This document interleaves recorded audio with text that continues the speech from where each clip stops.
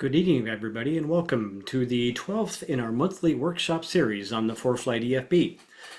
My name is Mike Jesch. I'm a flight instructor based in Southern California, and I fly big jets for work, but this is where the real fun is in the little things.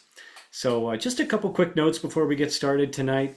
If you want wings credit for the program tonight, that credit will be validated automatically, usually by the end of the week. Most often just in a couple of days. So if you're watching live Monday night, April 1st, then just stand by for a couple of days and we'll get it. If you happen to be watching a recording in a couple of days, sometime later, either through Social Flight or on YouTube, there will be instructions along with that video on how to get your wings credit.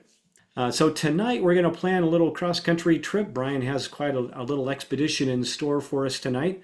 We're going to keep it real close to an hour and a half. So without any further ado, I will bring on the captain of this ship, Brian Schiff. Welcome aboard, Captain. Thanks, Mike. How you doing? I'm so perfect I can't stand it. It must be nice.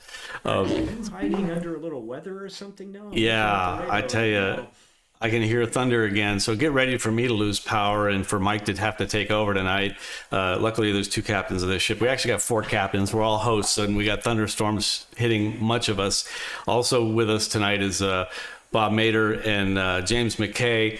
Hey guys, how you doing? Bring them on so you can say hello and wave. They'll be feverishly answering questions in the background, feeding questions to me and Mike, and they might even jump in with some answers. They might know more than I do. You know, it takes a village to do this. Like Mike, I fly the airliners too, but my passion is with general aviation. That's just to support this habit, I guess. But love doing this, love trying to learn more. I'm learning more and more about ForeFlight, trying to pass it on. I think you guys are probably teaching more to me than I am to you guys because there's more of you teaching, believe it or not. But we are going to look at flying to Sun and Fun. We're going to look at some flying in Florida and going into Sun and Fun in our route today. So yeah, cool. I saw that in the questions in the Q&A as well. We will move on. If anybody has anything else, just jump in. You got it. You have the aircraft, Brian. All right, my aircraft. So we're going to talk about just flight planning and some pro tips and jump a little bit deeper and whatever topics come up. The more time you spend planning a flight, the less time you're going to spend trying to figure out how to get somewhere. While you're in the comfort of your home or a non-pressure environment, learn ForeFlight, learn the changes, learn everything you can about your route of flight and get things set up ahead of time. And that's kind of what I want to talk about, how we do it. We'll take some tips and tricks. If you have them, put them in the Q&A and they'll pass them along. So tonight we'll have some giveaways. Sporty's donated a Flight Gear iPad bag and a Flight Gear spare battery given to two different people. Since we have so many people here, I wanted to get more prizes. Again, some one-on-one ForeFlight instruction via Zoom, some ground school memberships, ultimate logbook, and of course a signed autograph book from my flight instructor. We'll get to that toward the end. Again, I hate asking. It's wonderful to receive the tips. We're not asking, we're providing this free, paying a lot of money for Zoom. And on that note, we're going to have a new format coming up that I'll be talking about. But if you feel like throwing a few bucks our way, we'd appreciate it. Once we cover the costs of our expenses of Zoom and all the equipment, then everything else goes to organizations and foundations, education foundations and scholarships. So we do really appreciate that. If you like what you're getting, throw something our way. If you don't, you can still throw something our way. We can save you some of that money on plans if you join NAFI. The NAFI code, the discount code to join NAFI for $49 is S49. And that's the code, S49. Use that when you join, and it'll cost you $49 to get a 33% discount on ForeFlight, as long as you use the same email address for ForeFlight that you use for NAFI. You will automatically receive that discount, which is significant. But there's many other discounts and a ton of education material and a lot of exciting things coming in the future at NAFI. Again, this is not a NAFI sponsored program. Bob is chairman emeritus and I'm on the board as well. So yeah, we're affiliated with NAFI, disclosing that, but we are not, NAFI is not hosting this. Again, your Q&A that don't relate to tonight's, we're working to get this website set up, and we've just been, life gets in the way, but we're working on it. So look for that on the website, the Q&A, and you can send your questions to ForeFlight Workshops at gmail.com. There's a lot of good ones in there. Stopped. a lot of what I give, the content that I include here is based on the questions that you're sending us, but I also am going to set up some videos of very short answer, like 2 to 5 minute videos, and Mike is as well. I'm sure Bob and James will contribute. Then we'll put those videos and that content organized and indexed on this website. So hopefully we can get to that before the next workshop. We are going to try to save the money on Zoom, get away from the intricacies of Zoom and the problems that we have. We've been working on setting up our own program. It's been taking a little longer because we want to make sure that it's secure, but I think we're there. So we're going to go ahead and give you a link to register for it. If you want to aim your phone at this, you can, it's just name and email. We get your emails here via Zoom, but if you want to launch that poll, Mike, then all you got to do is answer yes to this. We promise not to, and I'm very good about not using your emails for anything other than this program. I don't give them to anybody. I don't share them. But if you want to participate in this and receive the email, you can either go register there, or I will try to email you from the email that you registered for this program for. So if you give us permission with a yes answer here, then we'll do that. Otherwise, we're not. I'm trying to maintain as much integrity on that as I can. This will be up later. We can show that link later if you want, but there's also a link to it on the ForeFlight Workshops website. I am doing something. We've mentioned here tonight and before that we do support some other nonprofit organizations. One of Brian's and my favorites is the 99s. And I was asked by the Orange County 99s to teach a ForeFlight in-person class. That's coming up on April 13th. The details are right there. If you're in the Southern California area, point your scanner at that QR code. It'll take you to the OC99's website to sign up for this program. It is part of their fundraising operation over there, so there's a fee to attend. And we're going to start at 9 a.m. and go till 4 p.m. And we're going to dive in deeply on a whole lot more than we're able to do here tonight in an hour and a half. So we're going to start from setting up your airplane, the weight and balance documents, all the way through to basic flight planning, to IFR flight planning, filing and canceling flight plans, the whole works. So look for an all-day program here in about a week and a half, and the details are on that link. Very cool. You thought our programs were long. Yeah. Yeah, well, it's going to be a version of what Brian and I used to do for years ago while he was still in Southern California. We would teach an all day sucker, I called it. That's awesome. Are you going to have the simulator set up? I'm hoping to be able to do that this time. That's cool. He'll link up X-Plane Flight Simulator with ForeFlight, and everybody in the room gets to see what the simulator is doing. We're going to do that here on the workshop as well pretty soon. I gave a little teaser to it a few months ago, but we are going to have one with how to use X-Plane with ForeFlight to train and practice as well. So moving on, we're going to do a flight plan tonight from KLCQ to KSFB. So I don't remember the city names, but they're two airports in Florida. Then we'll do our giveaways. We'll talk about whatever questions come up, and then some tips and tricks along the way while we're doing that as well. So first, let's go. What's new in ForeFlight? Well, a lot. A big update just came out. 16.3 came out in March. It's actually 16.3.1 came out since then. And it's got a bunch of really cool features, the best and largest of which, and most useful that you might be cussing at initially, but in the end, I think you'll like it, is the new aeronautical map drawer. This is the first time I've actually seen ForeFlight put a tutorial in, like once you do the update, and you may or may not have received it because it just came out.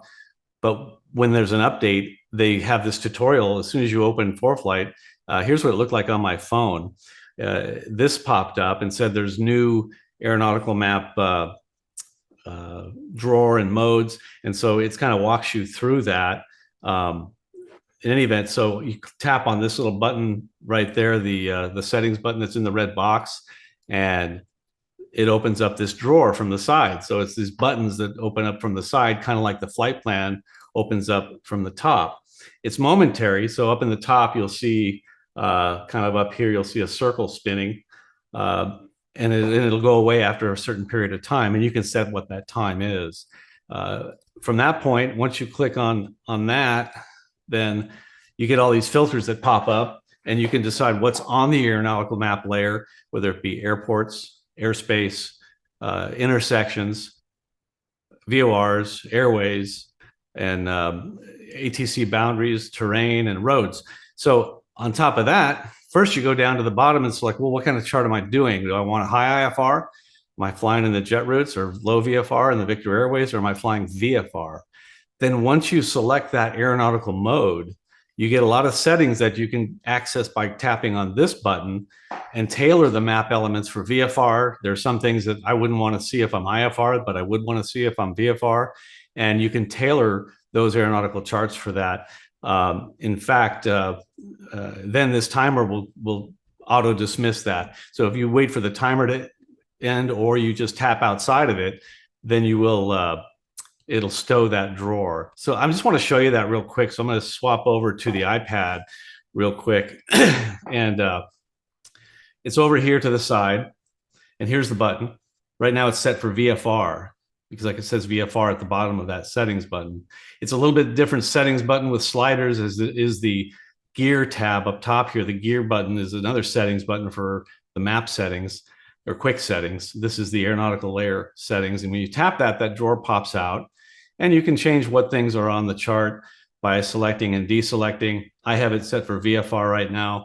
Then I could go for the VFR. Once I select VFR, then I click on these three ellipses at the bottom, and it brings up a menu. And here's the auto dismiss. I have it set for 15 seconds. The default is 10 seconds. So you can change that to whatever you want, or you can tap on the outside of it, just tap on the map, and that goes away. And you can see the timer spinning up here at the top. And when that timer's up, this drawer of buttons is going to go away. Or I can just tap to dismiss that if I tap the map right now. Close that. So let me bring it back up again, and I can click on VFR, then which already is selected, then the menu for the VFR. Then these are global settings up here for the aeronautical chart, but down here there's a heading VFR settings. Under here, these are the ones that are only going to apply when you have VFR selected. If I select low IFR, you'll see I have different settings. I can see the grid moras on there. I don't want to see those when I'm VFR, but IFR I do. So back to low IFR by clicking that, and then tap on the ellipses, the three dots there. Now you see it says low IFR settings. So these are all the settings for low IFR. Notice there's a minimum runway length now. You can filter out airports by the length of their runway, and a bunch of other factors and features that you can turn on and off in here that you may want for IFR. You may want VFR, you may want something different. So that's what that is pretty much all about. The aeronautical map layer customization, and the airspace you can customize a lot better too. So that's pretty cool that you can customize that to how you want it. The other thing that changed that I kind of like is the basic nav log. So for student pilots that are out there, you can look at a nav log that's more appropriate to to student pilot flying, not just like what you would if you're flying a corporate jet or a charter jet or a jet up in the airways in the jet routes. There's a different kind of information you might want that's more advanced. In fact, the settings for that, once you're looking at your nav log, you just click on that settings gear up on top. I'm going to show you that once we plan our flight. We'll send it to flights and we'll look at the nav log as well. They've also got in the base map power lines now. The thickness probably denotes how high or many or tension of the power lines, but to me, all power lines are I want to avoid all of them. And if I show you, let's see, I just took a screenshot so it was easier to find. If I go to my iPad, you can see that with the power lines turned off, here you don't see it. And this way, power lines turned on, you see it. So it's these right here, these brown ones right here. Again, if I go to the other slide, turn it off, power lines turned off, you don't see them.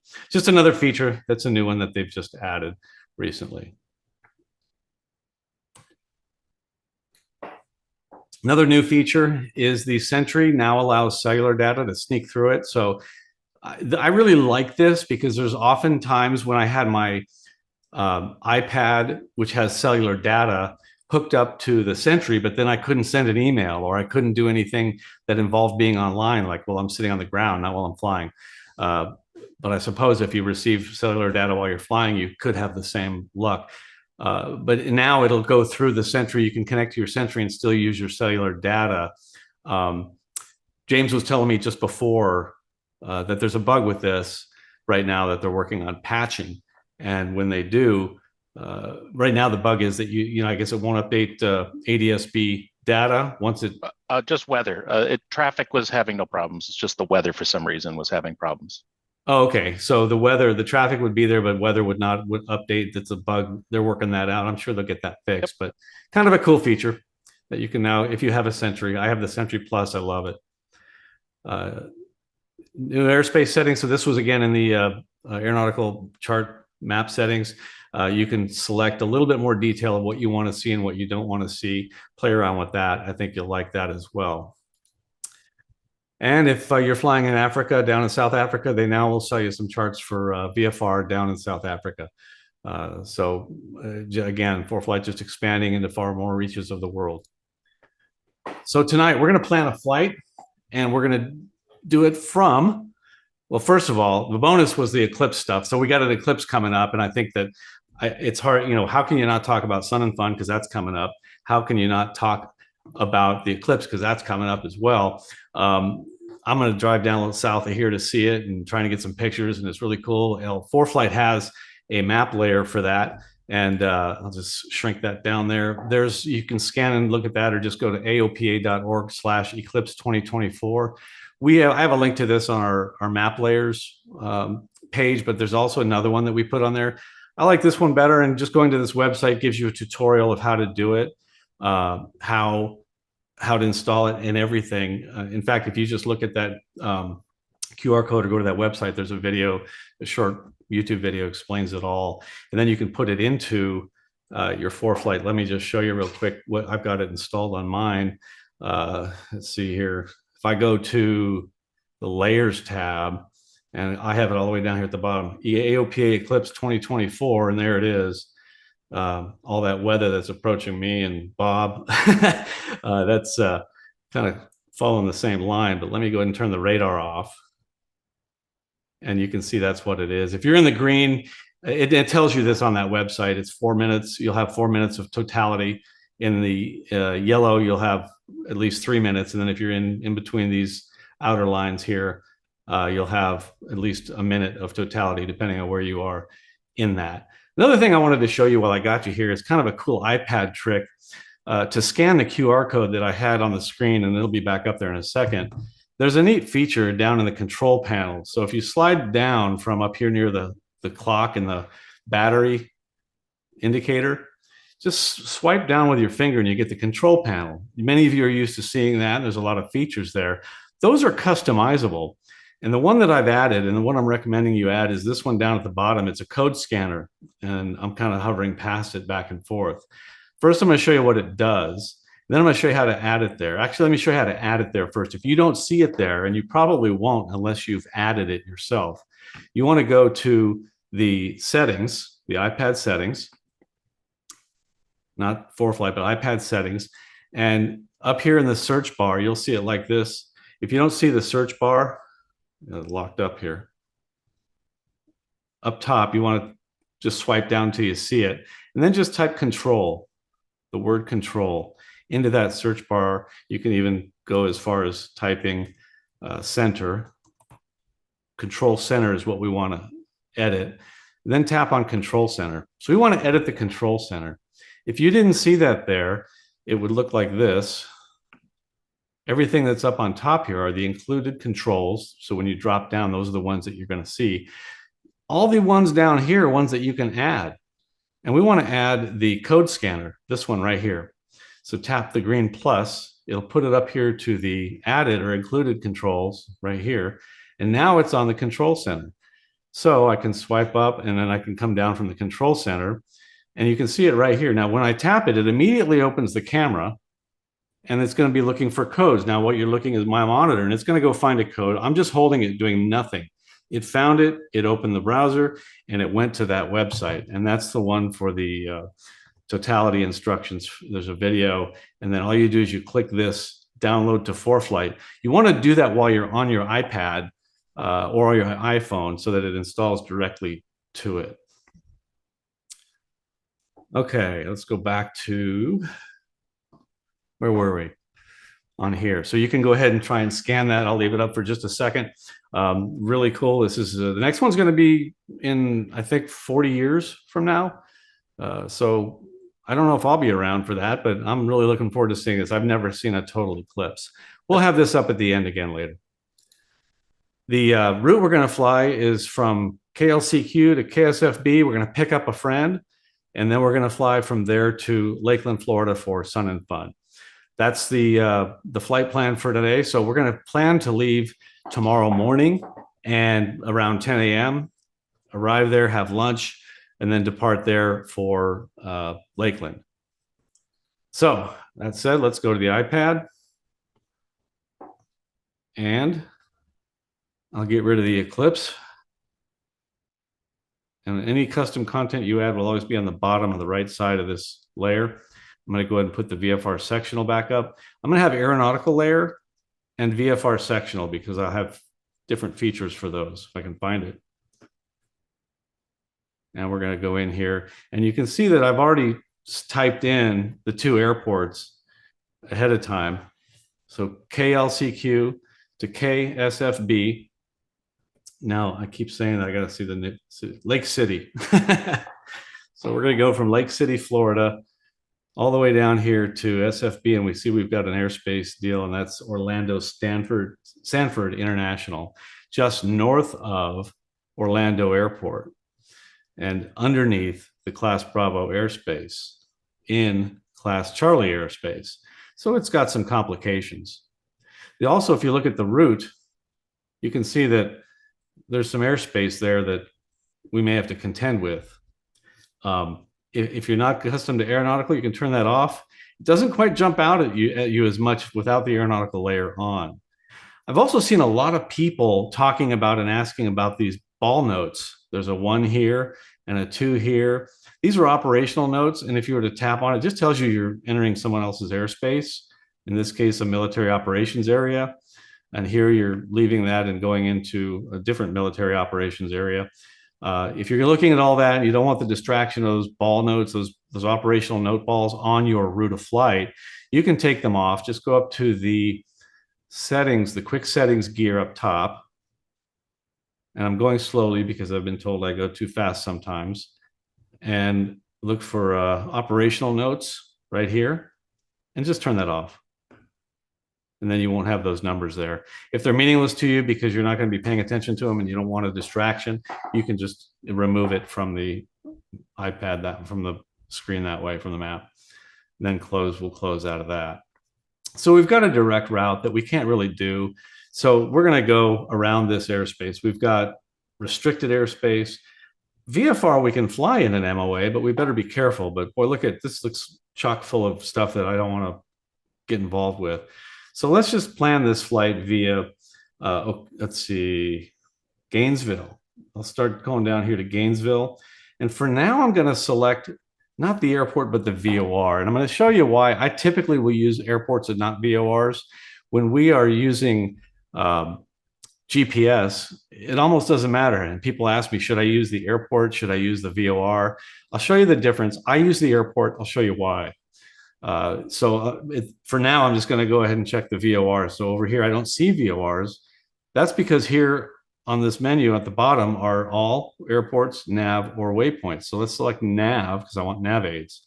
And then I'm going to select on Gainesville, and it'll add it to the route. So there it is. After Gainesville, I need to still get around this airspace. So let's go to, what did I have in there before? I think I had Ocala. So let's just drag our line over here to Ocala. Actually, we dragged before. Instead of doing that, we'll just tap on Ocala. I don't have the aeronautical on, so I'm going to tap and hold. And then I can tick on nav aids. And then here's OCF for Ocala. Tap on that. And look at that. It adds it to the end of my route. Well, I don't want it that way. I'm just going to come over here to the drop-down flight plan drawer. And then I'm going to see Ocala here at the end of our route. I want it right after Gainesville and before our destination. So I'm just going to grab it and drag it over there. And there it is. So that's our route. Looks like that's not quite going to do it for us. We're still hitting this restricted area. Now we could go see where that exists if we wanted to, or we could just go all the way around it, which might be a little bit easier. Oh, there's Umatilla. I'll be giving an AOPA Rusty Pilots seminar there pretty soon, in May, I believe. So rather than do that, let's go to, trying to pick another point here. Let's go to Leesburg. I like to go via airports, so let's try this. I'm just going to drag it down to, whoops, you got to be careful how you touch it. Drag it, touch your course and drag it, rubber band it over here to Leesburg. And I will go to airports so that I see Leesburg, and I'm going to tap on Leesburg and it throws that in the route. So here we've got a route that looks like it's pretty safe and clear of airspace. What is this? So I see something here that catches my eye, and those of you in Florida are probably familiar with it. It's this gray here, this airspace here. I think I started, no, I didn't. Let me clear that so you can see it. But it looks like it's a military operations area, basically, or an MOA, or an instrument route, I should say. It looks like IR-32, that to the east, IR-33 to the west. I'm sure I'm butchering this. Those of you in Florida are going, you don't know what he's talking about. Either way, it's military aircraft crossing that. So just pay special attention to that. It exists. You can see these black numbers that look like what a terminal, a Class Bravo airspace altitudes would look like, where the floor is 3,000 feet and the ceiling is 5,000 feet. So what this tells me is that in this area here, between these gray lines here, between 3,000 and 5,000, there's going to be some military traffic. It looks like that's the route that they use to cross Florida to go from one side to the other, one body of water to the other. But you can see it kind of goes all the way across Florida here. So either stay below 3 if you're concerned about it, or circle, get above 5 before crossing it, or just cross it. I would probably, if you were concerned, cross it at a 90-degree angle. It's your technique, but most importantly, remain vigilant when you're crossing that and know that there could be some military aircraft going there. So what do I want for an altitude on this route of flight? Looking across here, I don't see anything else that looks of concern. We're getting around the airspace. We're going via 2 VORs and airport. There's a Class Delta. The top is up to, not including, 1,600 feet. Now, when I get here, now we've got a problem. Look how congested this looks. I have my map touch action set to switch between sectional and terminal area chart just to make a point. There's a note on the sectional that says you should use, whenever you're within, you see these white lines here, whenever you're within that area of the white line, that's an inset that shows basically there's a terminal area chart there. You want to use the terminal area chart. And I think it's important to compare that. If you're flying in this airspace, look at that. If I tap on the screen, it'll change to the terminal area chart, and you can kind of see the difference in detail with a much larger scale, looking at the terminal area chart versus a sectional for that area. Much busier, much more crowded. I'll go back to the terminal area chart, and we can see we need to do some step downs here. We need to cross this area here. There's a sector here between 6 and 10,000 feet for the Class Bravo. So without permission to enter, we need to get across this line, this blue line right here, below 6,000 feet. Right before that, over Leesburg, we need to be 1,600 feet or above. Shouldn't be a problem. I've chosen for this flight a cruising altitude of 7,500 feet. I like to have options that gives you more time to glide across the marshland, and Florida definitely has a lot of marshland when you're flying. Let's see if we can find some. I know Southern Florida's got a lot more. Maybe this route doesn't have a whole lot, but when you get down here, there's some, and that's the symbol for marshland, this down there toward the Everglades. In any event, I like 7,500 feet, gives me much more gliding distance, nothing to keep me from going higher. In Florida, it might be cooler up at that altitude as well.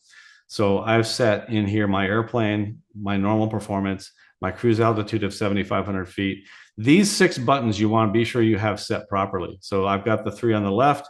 We'll come back to procedure, but the routes, I'm setting my own route, and you can use this route advisor to look at some routes that IFR aircraft have been flying. That said, we're going VFR. I don't necessarily want to follow these routes, but know that they're there and they're good to use, and VFR pilots can use them too. You just have to make sure that you're in the right airspace and the right altitude. Departure time. Let's say we're going to leave tomorrow, April 2. By the way, happy April Fool's Day. I had so many great pranks lined up for you, and I thought, I better not do that. Yeah, So me I'll keep too. this. Usually I screw it all up every month anyway, so I figured that'd be my turn this month to not mess it up. Yeah, I did. I was going to pick my wife up at the airport, and I texted her that I just got inside the airport boundary and I got a flat tire. I didn't let that sit very long, but eventually told her No. April Fools. Anyway, so we'll go tomorrow, April 2, and we're going to set the departure time for, let's say, 9 a.m. 9 a.m. And putting that in there, you can also, if you're going to go right now, click on now. But once you put it in, hit close, and now it's in there for 9 a.m. tomorrow. That's going to make these numbers more accurate because it's going to go online and get the forecast winds for tomorrow morning at that time. If you're looking further out, like 5 days from now, you can still put that in here. I mean, you can put several days in advance here, but it's going to get average weather, and it's going to go to, I don't know if it's Boeing's almanac or whatever, but it's going to get some typical statistical weather for that date, not an actual forecast, but it will use the best it can.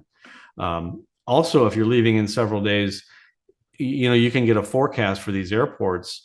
There's many ways to get to the airports, but let's click on this one and let's just go to show, where is it? Full screen. That'll take us to the airport page for that airport.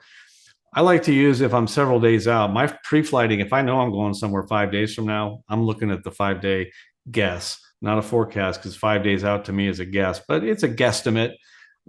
So you can see the METAR, you can see the TAF. The TAF doesn't go 5 days, but what I like is this daily weather. And you can tap anywhere on the chart, or you can do it from an airport, but it basically gives you several days out, and it gives you more information than just like a weather app, because it'll tell you the winds, the visibility, and a little bit more than just that. So 5 days out from now, you can see if I tap on that day, now I can get the hourly for that day and slide across here. It gives you ceilings, visibility, wind, and so forth. Anyway, just a good way to look at a longer range forecast, because I know we all like to look and we start wanting to know, okay, what's the weather going to be like? Maybe we need to strategically plan our departure a day early based on what we see there. So just another way to get the weather. But coming across here, we need to do something a little bit different. And I've shown this in another one of our workshops, but I'd like to show it again, how to basically put these step downs. If you have the performance plan, you can see the profile of what we're doing here. And you can see we barely clip the Bravo airspace. And obviously we're not going to do that. You could just throw your iPad in the back, put it in your lap, turn it off, whatever, and just look at the chart and conform with those altitudes. That's the number one thing you should do. But if you wanted to plan your flight down, stepping down at different altitudes, I'm going to go ahead and use this opportunity once again to show you how to do that. So I just want to stop at some point. I want to cross before this blue line below 6,000 feet east. So it's still odd. So let's say I just want to cross this point at 5,500 feet, about, the little distance before the blue line. So I'll tap there, hold it, and you see you get a lat long. I'm going to go ahead and tap on that, and it adds it to the flight. Now it's a fix. It's a fix right there below that shelf, or at that shelf, the lateral limit of the Bravo airspace. So, but I want to be at 5,500 feet there. So I am going to go back to it. You can get to it several ways. We'll go to edit. I'm sorry, I'm moving the mouse all over. Go back to edit. And then that point right here, I'm going to tap on it. And then I'm going to, at the bottom on this one, says set altitude, speed, time. And I want to not start a descent there. I want to cross it at a certain altitude. So I want to end my descent by that point. So I'll tap on cross at. If I wanted to start my descent there, I put start at. So I put cross at, and I want to be at 5,500 feet here. 5,500 feet, and then tap out of it. and go back to my profile, you'll see that it's got me stepping down to cross that at 5,500 feet. And just for practice, we'll do it again at this next one because I'm clipping the corner of the Bravo at the next shelf, which is right here. So at this one, I think I want to be below 4. So we'll cross this point just before that point at 3,500 feet. So I touch and hold it. Again, tap on the lat long. It adds it to the flight plan. Now we've got a point there. We want to give it an altitude. Now we can click on that point, and this is just another way to get to the data. Go to more, and then set altitude, speed, time. And again, we want to cross at, not start, we want to cross at 3,500 feet. So put that in there and then tap out of it. And you can see the route label here shows the lat long and it shows the altitude. Here, it's a nice reminder. And just to make this easier to see, I'm going to switch from the sectional to the aeronautical chart. And you can see those route labels there. If you don't see that tag, that route label that shows the 5,500 feet here and the 3,500 feet here that we built into it, you need to turn on your route labels. And so go to the quick settings tab. Forgive me, there it is, route labels right here. Some of the things may have moved over to the aeronautical map, but this is not an aeronautical map feature. So just turn those off. You can see if yours looks like this and you don't see those labels, come over here to route labels on the quick settings gear and turn those on. And you can see that you can see them there. While I've got the profile selected, it's highlighting a corridor of a width that I choose. That width of my choosing, anything in there, it's going to show you the obstacles in there. And that's what it's doing here at 440 MSL, 160 MSL, and so on. If I turn it off the profile, you will see that corridor go away if I go back to edit. Now you can have it stay there all the time, or you can have it go away and you can set the width of it. So if I go back to profile, and those of you saying you don't see this, it might be because it's a performance plus feature. Apologize for that. But in any event, you want to, at that point, we've got profile selected, click on this little settings gear at the bottom, and we've got corridor width. And if I'm flying a slow airplane, it's going to be a smaller corridor, you know, what I can make a 180 in. The corridor width, the entire width is 4 nautical miles here. That's 2 miles to each side. I could go to 2 miles, and that's a mile to each side. And you can see it's only going to show me the obstacles and the corridor within that. If I want it to always be there, corridor activation, we can set that to show, hide, or automatic. Right now I have it on automatic. You could turn it off so you never see it, or I could put it on show and it's always going to be there. I'll click out of that and you'll see if I even go to edit, the corridor is still there. So just for practice, we'll put one more crossing altitude right here, because now that we're on the aeronautical chart, we have to look at these numbers here. This sector, this note on the right side of the blue line says that to the right of the blue line, this blue line is the class Bravo between 3,000 and 10,000. If you don't know what that is and you want to find out, just tap and hold right there and then go to all, and we've got the airspace here. So here's Orlando 3 and 10. Where is that? I see this note here, but I don't really know what it applies to. So I'm just going to tap on this and it highlights the area of that airspace that exists between 3 and 10,000 feet. It's that whole thing. So that's going to be the part that overlies Sanford Airport. Just another way to see it. If you would prefer to have that altitude indicated in a different format, then having these flags like that, I'm trying to remember the name of that, but if I go back here, I'll probably see it. It's, you guys can jump in if you remember what it is. You can change it back to where it looks like a fraction with the above and the below. And that's, do you guys recall? Is it here? Nope. Nope. Maybe on the new settings drawer, settings. I know it, when I see it, I'll know it. Yeah, I can't remember where it is either, Brian. Yeah, that's all right. I appreciate it. So there's all the different kind of airspace you can turn on and off. If you don't care about it, you can turn it off to declutter. Like we're not going to go offshore. Somebody just suggested that's the worldwide altitudes. That's right. Yes, worldwide altitudes. And here it is right here. I found it just as you said that. So if I turn that off, you'll see these altitudes go away. I like them like this because it shows you what side and where it exists. You turn that off and now you're going to see nothing, but it will show up in there somewhere. There's a fraction showing you the altitude in that sector, and I'm not seeing it.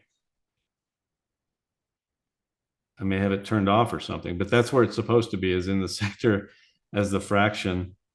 Someone said it's in the bottom of the new drawer. The bottom of the new drawer. Well, that's what we just did, wasn't it? That's why we have all these people on here to help us. Thought you went to quick changes. Yeah, I went here next to the worldwide altitudes is those little banners that show up. And what I was expecting to see when I turn those off is the fraction that you normally see. Surely you don't need the sectional on. Like when you normally see like this. We had that feature last month, but I don't see that this month. Yeah, so either it's a bug or I'm missing something. The fractions like that, but you'd see it in the digital format. I may have something turned off that's doing that, and that's why we're all learning.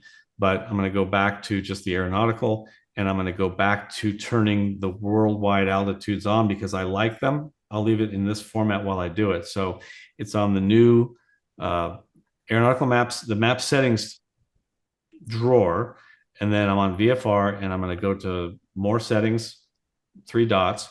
Toward the bottom, you'll see air worldwide altitudes. So tap on that. And I've turned like IFR, I have ATC boundaries on. VFR, I turn it off because that's really, let me just show you what that is. VFR, the ATC boundaries, the bottom of the additional settings under VFR or IFR, you're going to see the air traffic control center boundaries. I'll toggle them so you can see. And that's where they are. And again, you can, while they're on, you can tap and hold in there. Just go into here, tap and hold.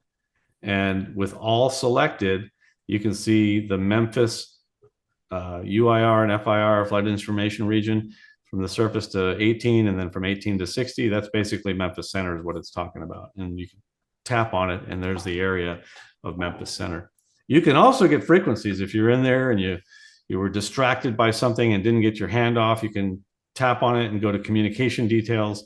And here are some frequencies for different areas within that center for those of you who fly IFR.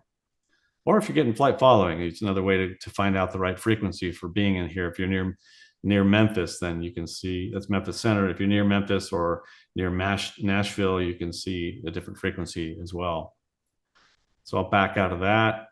Actually, I want to turn those back off. So I have them turned on for IFR, but not for VFR. Now we can leave them on, no big deal. So we go back to our route here. And I wanted to put one more step down here. We're approaching the Charlie airspace. It exists between this outer shelf between 1,300 and 3,000 feet. Well, okay, I'm now approaching the airport. I kind of want to worry about getting my descent down to pattern altitude. How am I going to enter? What's the current runway they're using? We can see what they're using now. If we tap on the airport and hit runway, it'll show you, what the wind is, what the best for wind is. And it looks like landing east would be the best way because you'd have a headwind of 4 knots for the runway's 9. So that's one way. That's what it is now, but you can look at that in flight. A best wind is runway 1836 right here is what they're showing. Brian, several people pointed out that there's actually a VFR arrival process if you're VFR to this particular airport. Yes, and that's good. And those of you who live there, I appreciate you pointing that out. Let's take a look at the VFR sectional, and you can kind of see some of that. And I'm not quite sure. Maybe those people can type something in there that show us how to get there. But if we go to drop the layers and put VFR sectional back on, it's in the airport procedures as well. There's an actual procedure that describes coming from the north and south. So if you were to go into the airport, so see these lines. I think that's part of it. But so we'll go to airport. We'll tap on procedure. In here, these procedures. Yep. And if you go into arrival, approach into arrival. It's actually in the airport tab, not those. It's not going to be here. No. Traffic. If you go into the actual airport, not in the flight plan. All right. So while I'm doing that, I'll show you that we don't even have to add that to the airports now. We can go to airports and we go up here and say maps and flights. and it's going to show us, well, these are some that I have as favorites. But if I tap on this tab right here, maps and flights, we'll show the ones in our flight plan. And that's the reason I like to fly via airports, because you'll see Ocala's not here, neither is Gainesville, but you'll have them already here in the maps and flights on your airport tab if you use airports instead of VORs. That's one of the reasons I like to do that. But so the procedure you're talking about in here, Yep. And if you go down to the bottom, yeah, arrival, there was a VFR arrival. VFR arrivals. Last one. Look at that. I was wondering where that was, so I just learned that. I saw them on the VFR sectional, but was unaware of this. So I'm glad you guys pointed that out. Look at that. So always look in the airport information and procedures. They show the Monroe VFR arrival and the Jessup VFR arrival, depending on whether you're coming from the north or south.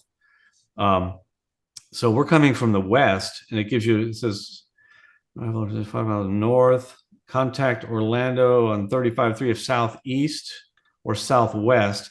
I think I'd use this one coming from the southwest using this route we chose, because I'm just coming in away from the airspace up to the north.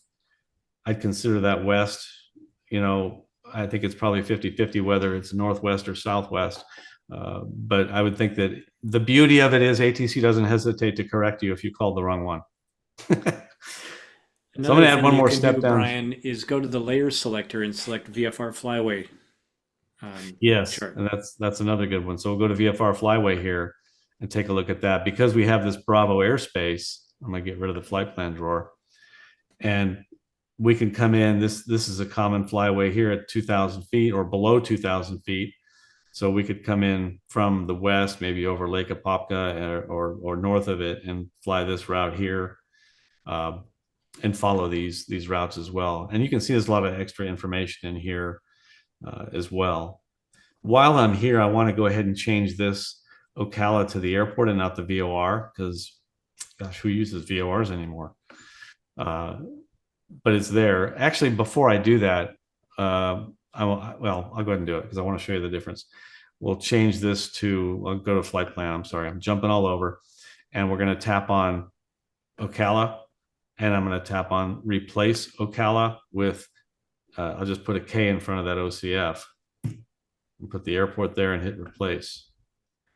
And now it's the airport instead of the VOR. And same thing with Gainesville. I'll take the VOR, tap on it, replace Gainesville with KGNV, replace it. And now it's got the airport in there and not the VOR. So if I go back to the airports tab and click on maps and flights, all those airports show up here, and I can see the weather along the route, and I can see all the green dots along the route. You should know that I hear thunder and a lot of heavy rain. So Mike will be ready. He's the only one that lives in really good weather right now. So you wouldn't have wanted to be here last weekend. Yeah, that's what I hear. The last time this happened a couple months ago, I lost my power. So if it happens, hey, it was great seeing you guys. Hopefully that won't happen. So going back to our flight plan, you can see that all the airports are there. I'm going to show you when we look at the navlog another case for putting VORs on there. So again, yeah, look at this. There's good information there. I don't want to go into great detail on that one airport, but know that these are there and look for them any airport near or underneath the Bravo airspace. So if we look at this, we're coming back down. There's the fly chart that's there, and everybody has them. It's part of the VFR charts. We can turn that back off, go to the sectional. I could build another step down here if I wanted. I think I've shown you twice already, but at this point, I'm going to be looking out the window. It's a big traffic area and conforming with these altitudes. I might get on down to pattern altitude. What's pattern altitude? A number of ways to find out. You can also put, if it didn't have that special procedure, you could click on procedure and click on traffic pattern, and runway 18 is the best wind, but you heard on the ATIS that they're landing on 9 right. So you might select 9 right, and then rather than, you can choose a 45 just for situational awareness. You're not going to follow this. I do want to caution you about this teardrop if you're going to a non-towered. The teardrop thing is just another topic. Just be sure you don't follow this to a T, that you go away from the airport like the AIM recommends and come back in on a 45, but this will paint it for you. If I just paint the 45 here, for runway 9. I don't think that would be good. I think I would just do a straight in because I would bet the tower is going to have me do that. So I'll add it to the route and we'll plan our descent accordingly. Again, notice that you can see here in the profile that I am cutting into that. At this point, I'm going to enter the Charlie airspace right here on the edge between 1,300 feet and T. What's T? Shouldn't that tell me the top? Well, that's telling you that it's the top of this airspace ends at the bottom of the Bravo. They meet up. So 1,300 feet and the Bravo goes to 3,000 feet. So the Charlie here is from 1,300 to 3,000. I want to talk to the tower before I get there. You cannot enter Charlie airspace unless you you're in two-way radio communication with the tower. And that means that they've used your N number. If they say aircraft calling standby, then you're not in two-way communications because they don't know who you are. So remain clear. If they say Cessna 123 Alpha Bravo, standby, you can enter because they know who you are and they know your N number. You can go ahead and enter. And the AIM specifically says that. It's very specific about that. Regarding Charlie, since Sporties gave away 2 of our prizes tonight, I do want to show you a short clip from their training video about Class Charlie airspace, since that's where we're going. Class C airspace surrounds airports handling a moderate volume of air traffic and resembles a 2-layer upside-down wedding cake in shape. It typically extends 4,000 feet above the surface. To operate in Class C, you'll need to establish communications with ATC and hold at least a student pilot certificate. Note that no clearance is required to enter Class C, just establishment of communications. This can be as simple as the controller acknowledging your call sign. A transponder with altitude reporting and ADSB out capability is required within and above Class C airspace. For VFR flight, a minimum visibility of 3 statute miles is required, and you must remain 500 feet below, 1,000 feet above, and 2,000 feet laterally away from clouds. You will find Class C airspace on terminal area, sectional, and low altitude en route charts. It's depicted by solid magenta circles on VFR charts. This is the Class C area surrounding the Fort Wayne International Airport. The first layer, called the inner circle, begins at the surface and extends to the top at 4,800 feet MSL. The inner circle has a radius of 5 nautical miles from the airport. The second layer has a radius of 10 nautical miles and has a base of 2,000 feet MSL. Traffic advisories are provided to all aircraft in Class C. So that's basically a snippet from their airspace training. I think they were giving it away for free on Sporties on their website, where you could get their airspace class. You can go and look and see if they're still doing that. It's a good course. They've got some good graphics. So let's say we've got our flight here. I'm happy with it. I want to go ahead and send this. Let's look at our flight plan drawer and click on edit. And I got our time in here, the departure time.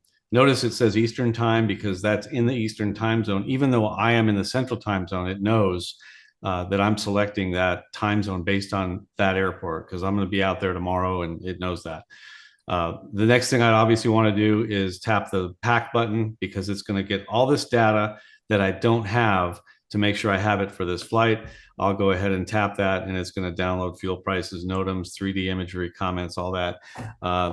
You may see more there if you don't download all the charts. It's going to make sure that it downloads everything within a 50-mile circle around your route, either side of your route. Any state that it touches, it's going to download that data for.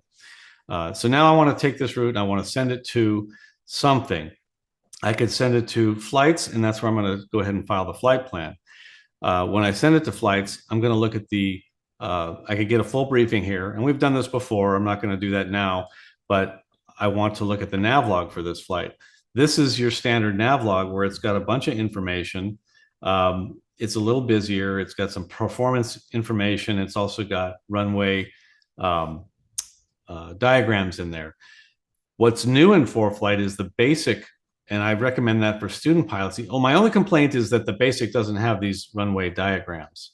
But we'll go up to the settings tab tap on it, and this is the standard nav log. There's an international one that has some things dedicated for flying international. For those of you who do that, you might take a look at that and like what it offers. I'm going to tap on basic, and now it's changed to something more like what you've done if you've done a flight planning by hand, and you can see a flight plan like that. Notice that it's a little bit more spaced out, and it's got the altitudes when you're climbing at, the magnetic course and magnetic heading. And notice that the magnetic course and heading here are like 14 degrees off. What is the difference between magnetic course and magnetic heading? I know you all know that. It's wind. So the wind makes us have to fly a different heading to maintain a certain course. If there were no wind at all, then our magnetic heading would equal our magnetic course. I was talking with another pilot the other day, and he's working on his commercial, and he will remain anonymous. And I asked him some questions, and he was saying some things about the wind that made me think that's a little bit of a misconception. What I'd like to do is launch a poll. Mike, if you could go ahead and launch it. Now, most of you are going to know this. It's going to be very easy. Get your highest certificate level in there and then just answer a few questions. And I want to get a feel for how you answer these questions. And it might give me some, topics for a future webinar or a presentation that I may do. And I might explain a little bit more. But basically, it's going to involve how the wind affects an airplane. I don't see any answers coming in yet. Is it launched? Yeah, it's launched. I'm not seeing them either. Are people seeing this poll? Apparently not. Nobody's answering. Oh, I see some answers. No. Okay, I see some coming in now. Yeah, I see one. Yeah. I see an answer. I see one answer as well. One brave person has answered. Here we go. Yeah, we gave them a tough question here. They weren't expecting a test here an hour in. Oh, here it comes. It's not a test. It's pretty easy. Like I said, most of you, this is going to seem easy, and you're going to wonder why I'm asking it. But I just want to see how these answers come in. If you can see it, great. And scroll down, there's more. We'll share the results with you as well. It's not complicated, and there's some coming in. Okay, they're coming in a little bit here. But I was just a little bit. It turns out you have to complete the survey and submit it before all the answers Oh, are so they're showing coming up. in once some people submit it. Okay, Yes. that makes sense. I don't think I've ever done a. Yeah, I haven't done a poll before where everybody has to answer a bunch of questions before it gets to that point. I'll put. Here they come, fast and furious. Yeah, so people are getting it, and obviously people are. You guys know this stuff. It's pretty easy. It should be, but you never know. I've got some interesting results on. I put that the hot air balloon one on Facebook earlier today, and I'm a little bit astonished. Actually, I'm a little bit. It's important to me to know if you're all ATPs and you get this wrong, I'm going to be a little more disappointed than if you're student pilots and you're getting it wrong. But I think there's a common misconception out there about how the wind affects the airplane. And I just want to go over that real quickly. And I think this might be a topic for some future topic. Oh yeah, I think you got plenty of reason to have some discussion fodder here. I see a presentation at Oshkosh coming on, Brian. I see. Brian, I'll race you to writing it because I need a new topic for this year. Hey, you can have it. We'll do it together. So anyway, while we're doing that, you can keep answering it, but I want to show you something. So I'm going to go back to my screen, and we're going to show a little bit here about. Okay, we're over the ground looking straight down. The blue shaded area is the wind. It's a big body of air. The airplane is in that body of air. And let's say that's a helicopter hovering right now, or an airplane with zero, just not moving. It's just floating in the airspace. That airspace has wind, the air, mass of air has wind, and it's flowing. It's like we call it air when it's not moving, but when it's moving, we call it wind. Well, the whole air mass is moving, and it's just moving to the south. Let me see if I get this out of the way here. If you have the quiz in the way still, I guess, Mike, if you want to go ahead and it's still coming in a little bit. You can, once you've answered it, you can close it. We'll share the results in a second. But this whole mass is moving. And if the airplane is not moving at all, it's just going to just move with that air mass. That's one of the motions that the airplane experiences, is the motion through the over the ground, and it's just floating with that whole air mass moving down, just like Bob mentioned earlier. If you're carrying a goldfish in a bowl from one part of the house to another, well, that goldfish is not moving in that bowl, but it's just going wherever that bowl goes. Now let's give that airplane some speed. It's going to move through the air mass. That's the second motion. So it's going to move through the air mass, and the net result of that is where it ends up, is the air mass moving south, the airplane moving east. And if you put them both together, you get this movement. The airplane doesn't know or can't feel the wind at all. And this seems like a more of a misconception than it should be. So I just want to be sure you understand that. So this airplane, while tracking to the southeast, let's go back, is heading east, but tracking about 120, heading 90. Can't feel the wind. It's just floating along with it. Much like, if you're on a train, is it harder to walk to the front of the train than it is to the back of the train while it's moving forward? You don't even, if it weren't for the bounces and it was a super smooth as glass track, you wouldn't even know the train was moving. So just a little bit on wind. And I think based on our answers, you can share the results now if you want, Mike. I was just going to ask you if you wanted to see them. Here you go. Yeah, it's the ugly truth. The answer to every one of them was false. And so we do have some misconceptions, and there's a lot of private pilots and a few ATPs. So I think I'd like to make sure that everybody understands that. I was a little bit dismayed when I found out that the pilot I was talking to actually thought that if you're flying in cruise flight in a crosswind, then he needed to hold a little bit of rudder because the airplane is going to try to weather vane into that crosswind. While true on the ground, in the air, the airplane is just moving with the entire mass, just like this. Whoops. Just like that. And I see the question that you posed to your commercial student the other day got 62% true responses here tonight. So more people than not believe that to be the case. So that's interesting. I think this is some material that we need to cover. It's a misconception. Yep. I didn't word it with the words downwind turn, but I did pose a question that included the 180 degree, from a headwind. And that's the infamous downwind turn. What if you're in a cloud, you're never going to know that you're changing ground speed. All the changes when you make that turn is, and we can get into the debate. It's not worth it, but I just wanted to get a feel. And yeah. I'm going to answer a question online here that somebody said. So somebody said, also missed the one with the wind pressure. Thought you meant with the crab. No, same thing. The airplane doesn't know it's crabbing. I will tell you what I tell every one of my students. Yeah. The airplane doesn't know that it's windy until you touch the runway. That's correct. Yeah, valid point. The airplane has no idea what the wind is doing. It doesn't know. Yeah, and I would recommend, I love the book Stick and Rudder. This is what kind of got me thinking about this as I read it again. And he explains this stuff really well. Wolfgang Langewisch in the book Stick and Rudder talks about this topic. That one. There you go. That's the book. And Herman Dirks, I will give him credit for this. Except for wind shear, as you're descending through a layer. Yeah, okay, fine. But again, that when we're talking about a constant wind, the airplane doesn't know. Right, and we're just talking about a steady state wind. Of course, there's airplane drifts with it. It doesn't know it's in the wind but you as ground lovers, as Wolfgang says in his book, we are used to seeing things based on being on the ground. Well, here you're in air, that whole air mass is moving. And so that's just something to think about. And one more comment, then I'll stop. If for those of you that are into boating and you're crossing a river, and let's say I'm in St. Louis, I'm trying to go across the Mississippi, which flows north to south. Yeah. Even if I'm crabbed into the river to go straight east, if I look behind the boat, the wake is straight. Yeah, because straight behind me. Yeah. So if you're in the air headed toward a cloud, you don't have to crab to avoid it. The cloud's moving in the air mass with you. So kind of a similar concept. Yeah. But I think that's a good topic for another day. But I certainly am glad we did this poll just to see. I just don't think this is talked about enough. And you're up there flying in the atmosphere. I think we need to be familiar with it.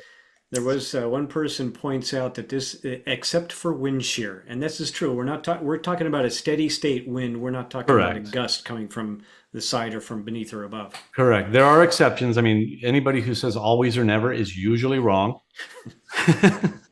So there are exceptions to when things are changing, and of course, and when you're descending into a shearing headwind or climbing into a shearing headwind, things are going to be different while things are changing. But steady state and cruise, yeah. So that's anyway. We can move on from that. Just give me a good idea that I think this is a good thing to cover. Back to our nav log. If you look at this, remember I changed everything to airports, and you see the lat long for all the airports. That's good. You may, I don't know if you need that for your GPS or not, because most of them have a database. If you have an expired database or something, you don't see the airports, you could use that lat long.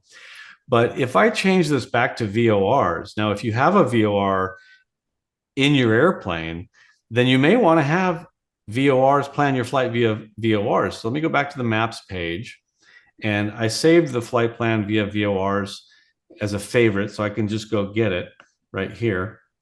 And now I'm going via VORs, Gainesville and Ocala. So now let's send this to maps by going to our flight plan drawer, send to maps, and I'm sorry, not maps, to flights. I'm sorry. Let me go ahead and put this back up full screen here, and to flights. And now for this flight, let's look at the nav log. And if you can see this, the VORs, it gives you, this is my complaint. It gives you the lat long, but if you now go to the, come on, let's change to a standard.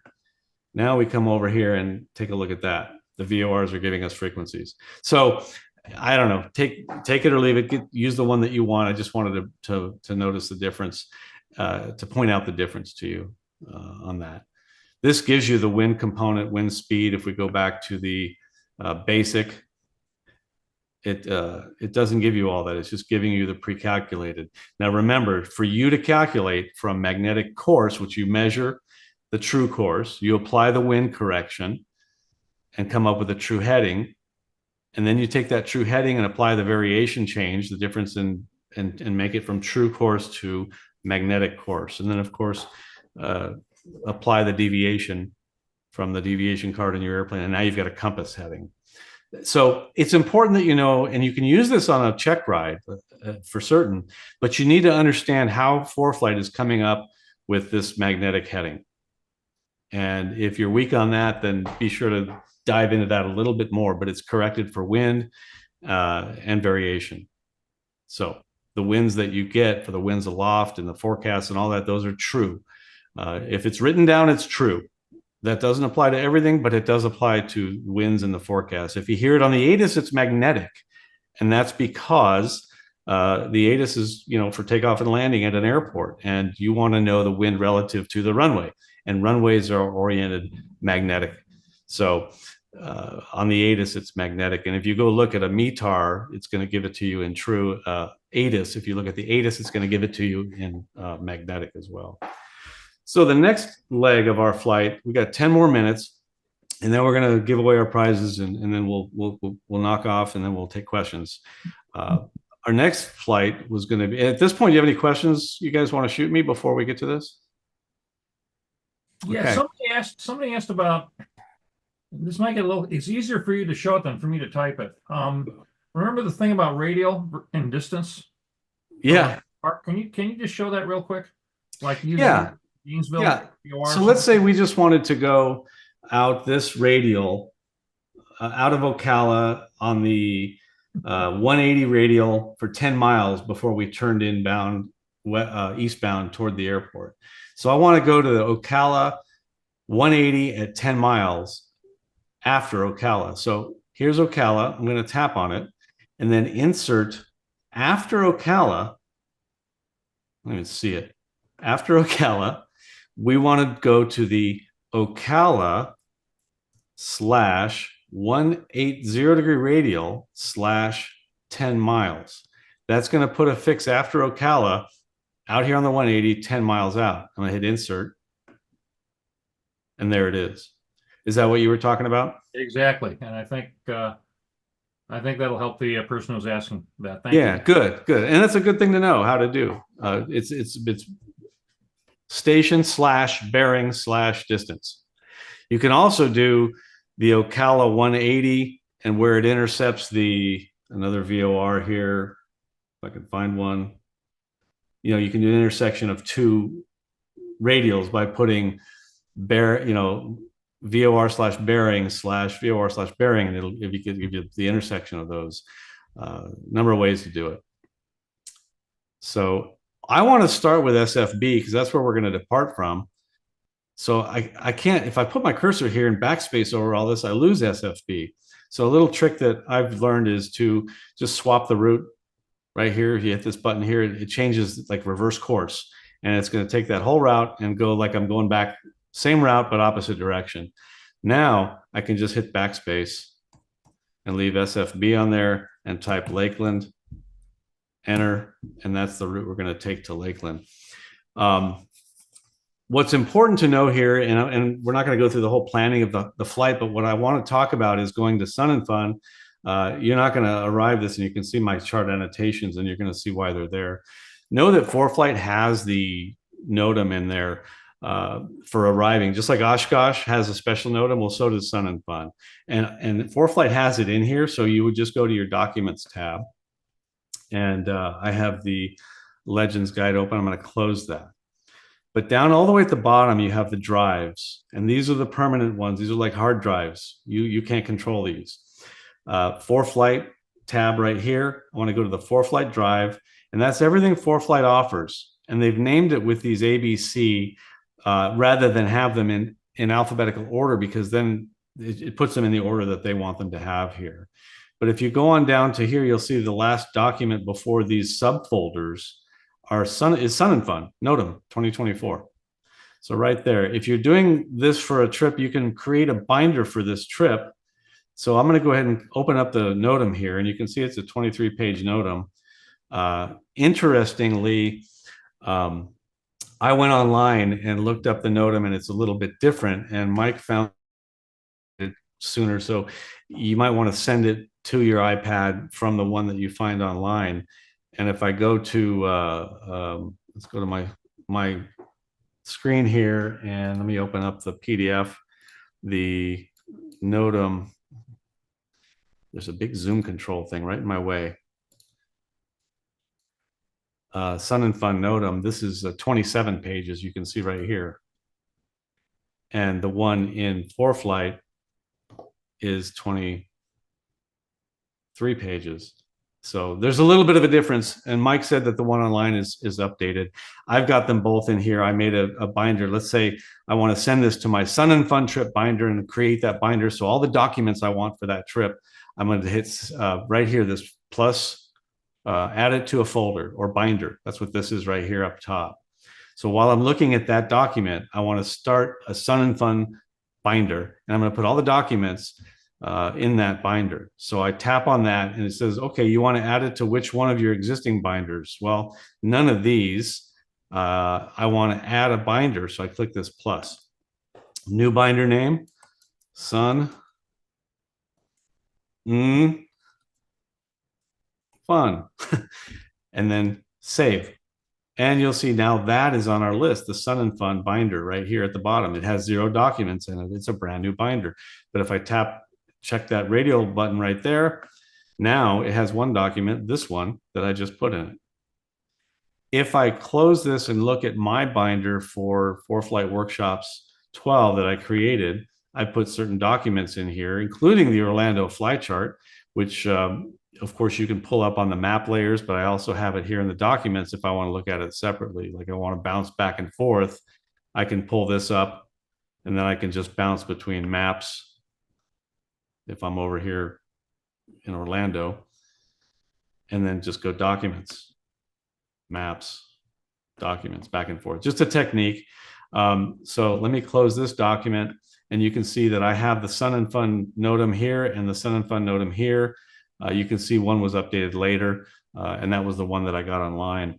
Notice also, if you get it out of the binder, you can't edit the name. If I click on edit, then you can see all of them are not editable except this one. It's the one that I uploaded. It's in my own drive. It's in my personal documents folder, also added to this binder. And so you could rename that one. You can just name it whatever you want, but the others you cannot. All right, so we'll click done on that. So just be aware of that. Also, the Sun and Fun, that NOTAM, by the way, shows you some landmarks. And I just want to show you real quickly, and then we'll get to the prizes, we'll call it. If I go to the NOTAM, I'll go to the more recent one. And you can see they have an arrival route that has these visual points. So I loaded these visual points up into the flight plan. And I don't think I saved this flight plan, but you can type these in and it'll paint this route. But notice it says there's a power plant here. And I think they do this on purpose. There's some visual points here. There's a white ball, a golf course, a cake tower. These are prominently seen from the air. I went on Google Earth and you can in fact see it. So if I go to maps and I change my view to the aerial map, get rid of the sectional, you can see what I've circled here is the golf course.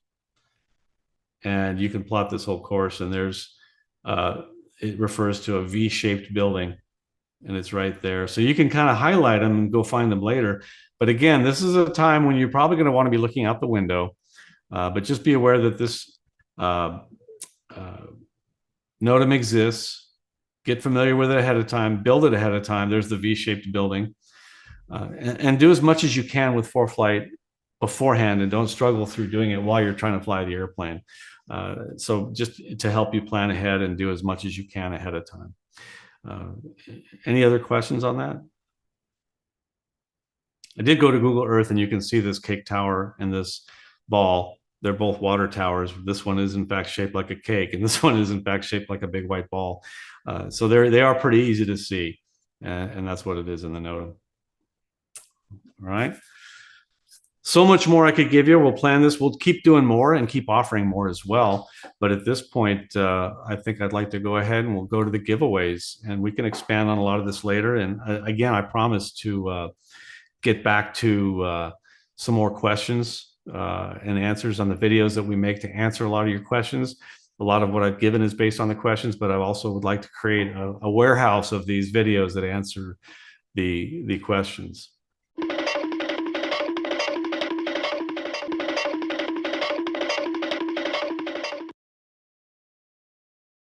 Don't you wish?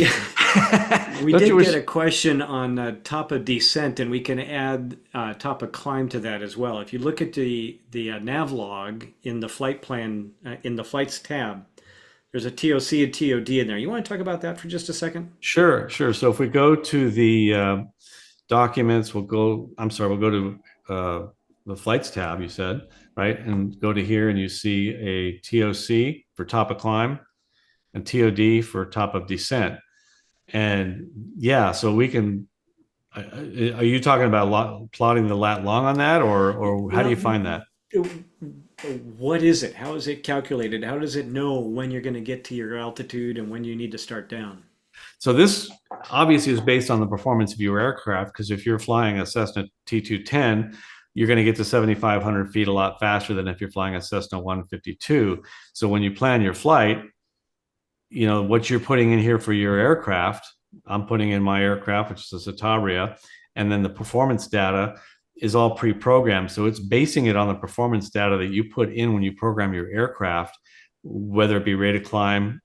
It's going to know that you're going to climb. See, if you put 500 feet a minute, and it knows that on that performance, it takes you 5 minutes to do 500 feet to get to your top of climb. It's going to be 20, you know, it's going to do the math and calculate where you're going to reach that altitude.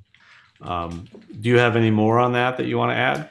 No, I was just going to mention just what you have, that it's tied into the performance for that aircraft that you have programmed in. So if you're going to take the default performance, if one is available for your aircraft, or if you're going to manually enter your own performance calculations the way that you like to fly your airplane, that's what it's going to use as it calculates the climb and descent performance.